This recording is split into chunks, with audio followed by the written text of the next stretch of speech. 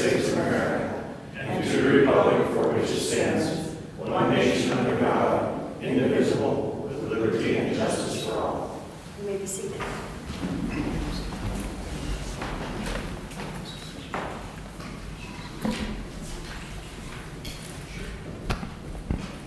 Motion to approve the minutes.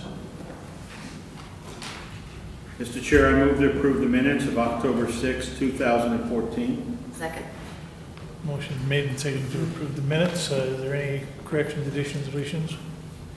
Hearing none. All in favor signify by saying aye. Aye. Opposed, nay. Motion carries. Public comment. Ron Averill. Good morning, Commissioners. I'm Ron Averill, and I represent you on the governing board of the Timberline Regional Support Network. And we just had our bi-monthly meeting this past Friday. So I thought that I would share with you a couple of the things that happened. For one, we have an advisory working board, and Lewis County's got 2 members on the advisory board that are appointed. And they have agreed next year that they'd meet every other month on the month off from the governing board meeting, so that we had a little bit of a problem last year earlier where we were both trying to meet on the same day, and it caused some problems. So we did resolve that particular issue. The TRSN had an audit by DSHS, and they did very well. But they did recommend that we make some policy changes. So we approved a new policy on fiscal monitoring, and we also revised our policy on direct services to add cost allocation there, so that we could have the paperwork to verify that we were fiscally sound. We also had 2 DSHS contract amendments. One of them was strictly for wording on certain contracts that had changed.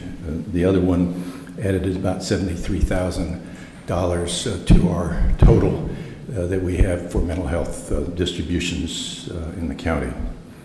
We also did a reserve fund amendment. We gotten some extra money in this past 6 months because of the added clients that we have in Medicaid, and that was drawing our reserve up higher than we usually have.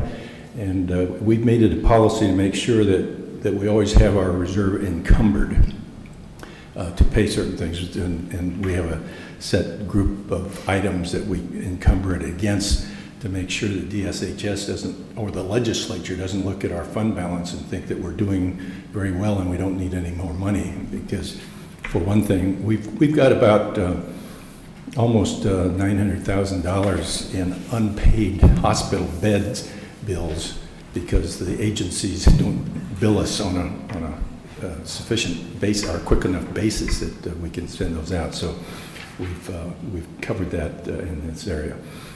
An area that will be of interest to you, as you know, we are in the middle of forming the BHOs, and TRSN is participating with that along with the counties and the chemical dependency people.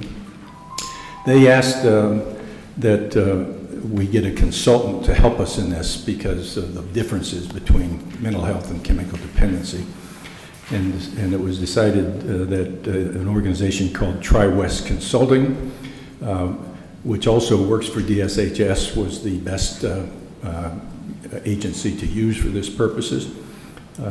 Cowlitz County and Grays Harbor County paid 1/3 of the cost of the contract, and TRSN, covering Pacific, Wahkiakum, and Lewis County, paid the final third. So we got off a little bit better, but we are the ones monitoring the contract. So and Cowlitz and Grays Harbor picked up the difference.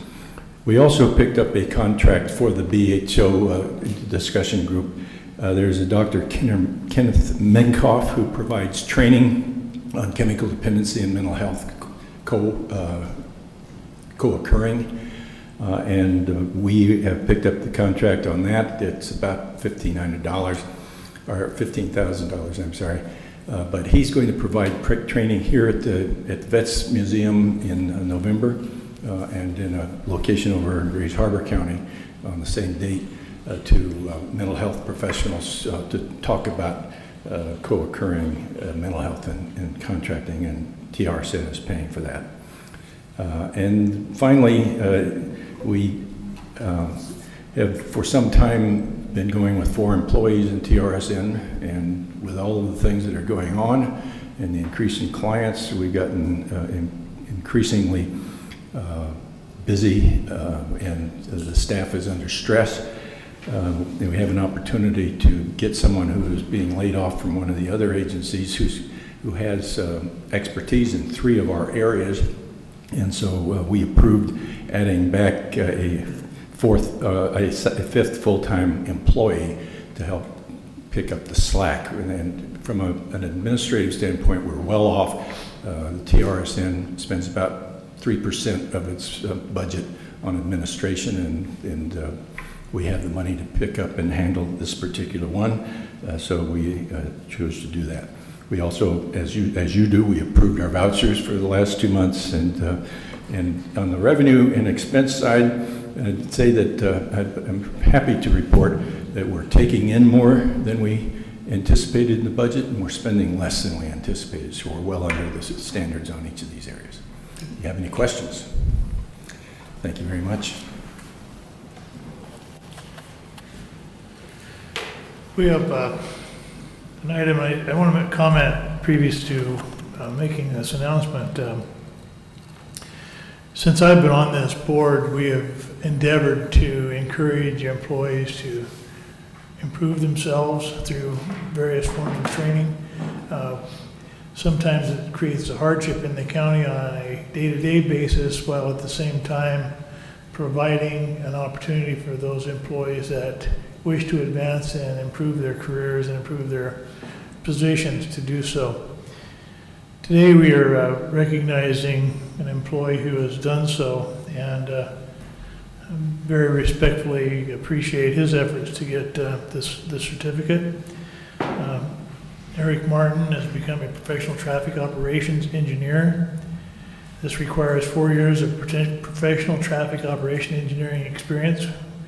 He has to hold a valid license issued by the state, province, or other governmental body to engage in the practice of civil, mechanical, electrical, or general engineering if he or she resides in a jurisdiction that issues such licenses.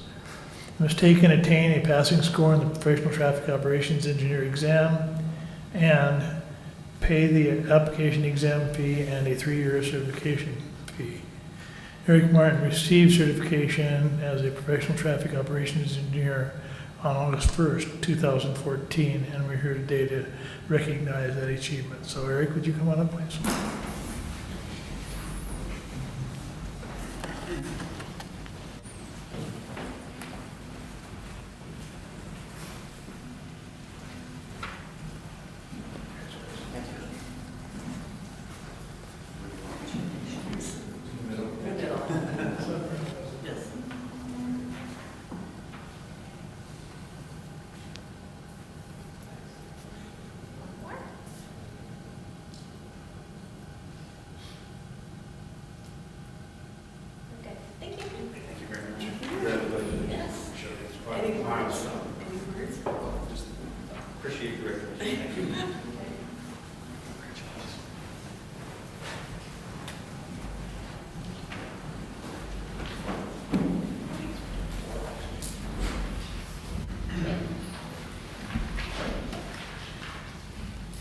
I move that we approve the consent agenda, items 1 through 4, 14-269 through 272. I second that. Motion made and seconded to approve the consent agenda. Item number 1 is the resolution approving warrants for the last week. Find it. There were a total of 403 regular warrants in the amount of $1,312,120.47. That's it. And number 2, Commissioner Schulte, since you're on the O9 committee, would you? This is a resolution approving a grant agreement between Lewis County and the City of Chehalis to accept funding under the Distressed Counties Fund for Economic Development and the city has applied for and recommending approval, and the Economic Development Council's Advisory Committee also has recommended approval of $10,000 for the steam train boiler repair project.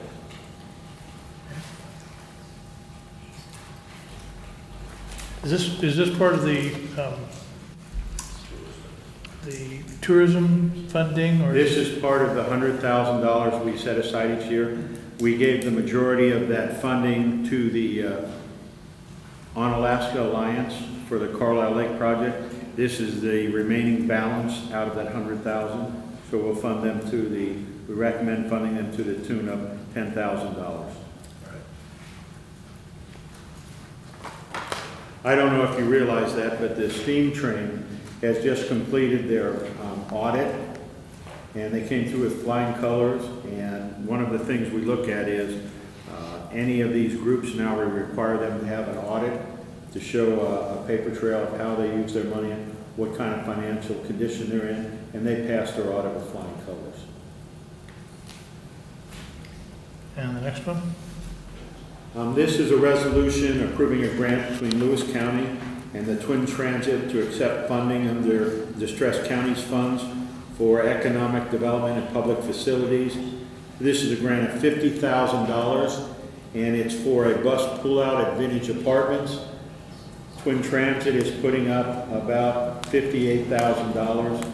The city of Chehalis is in negotiation to be project manager for this project, so they'll actually provide in-kind services.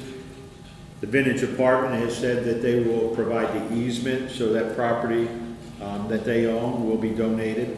So this is actually one of those programs where everybody chips in a little bit and solves a problem that we have in the community.